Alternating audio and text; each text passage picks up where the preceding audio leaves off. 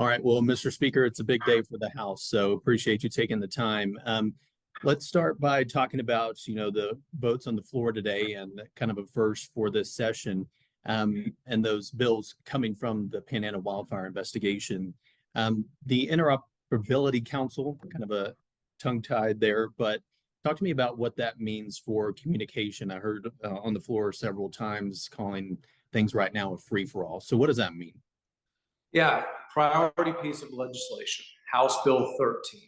It is a bill that is going to make sure that we have a council to study how our first responders are communicating with each other during a crisis. We learned from the wildfires in the Panhandle, we had different agencies and fire departments trying to talk to one another so they could coordinate their efforts, and they were unable to communicate.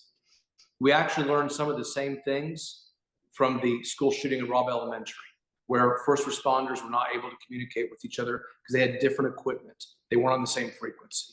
So we want to get a council to help get everybody together and then provide local grant funding so they have the equipment that's actually going to work when tragedy strikes.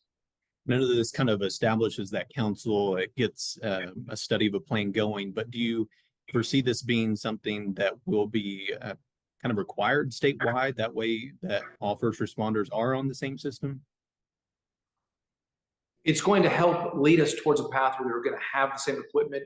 Really importantly, what it does is it also provides local grant funding. For some of our smaller communities, those that can afford it the least, they're going to be able to find, they're going to actually have the funds available to buy the equipment to allow them to communicate with everybody else on there.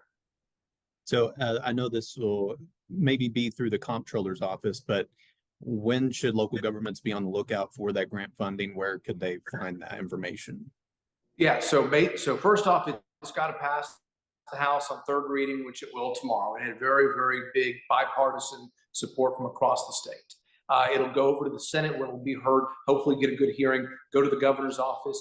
The earliest the program would be established would be September, and I would think it would take them a little bit of time to develop the rules. So hopefully the beginning of next year, we're going to start seeing this fully implemented. All right. And another one of those bills, House Bill 143, and this kind of authority, a new authority, if you will, given to the Railroad Commission and Public Utilities Commission. It's something that, again, I heard on the floor, no man's land. I believe you told us about that after the committee's report came out.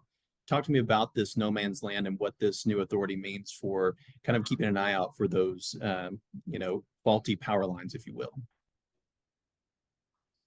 Cases where we believe most of the fires in the Panhandle have been started.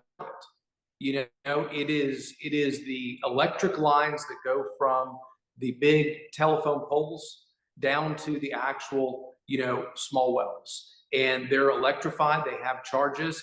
And what we learned during the wildfire investigation is you had two different state agencies, one being the Public Utilities Commission, one being the Railroad Commission. They were pointing the finger at each other saying, it's the other person's job to inspect these and to make sure that they're not sparking and starting these fires. After we got done with our hearing, they developed a memorandum of understanding to try to figure out who was going to have those responsibilities. What our bill does is we took that memorandum of understanding and we're making it the law.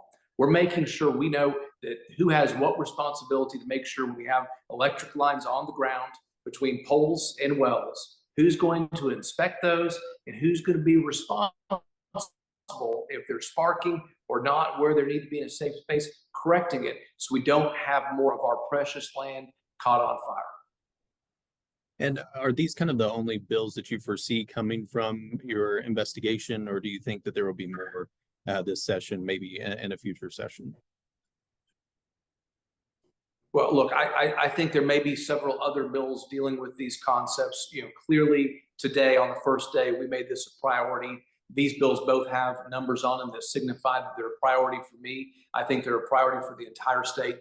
I'm proud of them. I'm proud that Chairman King carried them. He is from the area, very affected by this, and obviously led the investigation in the Wildfire Investigatory Committee. And I think that these are going to go a long, long way.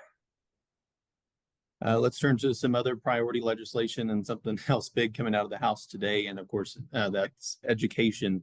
And these committee changes, proposed changes to these bills. Well, I guess, what's your first thoughts about what you've seen coming from the committee today? Look, the committee is doing a fantastic job. They are meeting, they are hearing from the stakeholders, they're hearing from people around the entire state. You know, school finance is not an easy bill to get across the finish line. We haven't been able to do it since 2019. I am proud of the work on the committee. They continue every single day to make that bill better and stronger for our public schools across the state. And I believe that they'll be ready to vote the public school finance bill and the education savings account bill out on Thursday. And I'm excited about that. And I think they're both great bills for Texas. And there was doing with some of the changes, especially the education savings account, putting a cap on funding. It kind of brings up, you know, what sort of spending there will be in the future for this program for public education and financing those schools. Do you foresee any budget problems in the future because of ESAs and this program? No, I truly don't. You know, but we're going to make a historic investment in public education, our schools, real classroom dollars this session. And we will be able to continue to sustain and fund that because it's so important. We're able to do that at the same time with having an education savings account program for the first time in Texas, implementing competition and doing many good things. We'll be able to do those both this session and in future sessions without having any budget issues. And you mentioned how proud you were of the committee. Do you think that they've been responsive enough to what they've heard, especially in that, you know, almost day-long hearing, but also just what they're hearing outside of committee work? I could not be more proud of them. I mean, they continue to listen. They continue to, you know, look at maybe consider small tweaks by some, but important tweaks by people who are living in these spaces. And they continue to make improvements and get buy-in, you know, from other members and trying to do the right thing. You know, you can always continue to work, and this committee and these members and the supporters of these bills continue to improve it on a daily basis. You mentioned that you think that they'll vote it out of committee Thursday. What do you see in terms of a timeline going forward, not only for those bills, but I mean, the rest of the session now that you got votes going on the House floor? Look, we're going to have bills on the floor tomorrow. We're going to have bills on the floor next week. We're going to have our budget on the floor next week, a very conservative, good, fiscally responsible budget. And then we're going to have more priority bills after that. You know, from this part of session forward, we're going to continue to hear good, significant, impactful bills, you know, for the entire state of Texas, and the House is excited about that.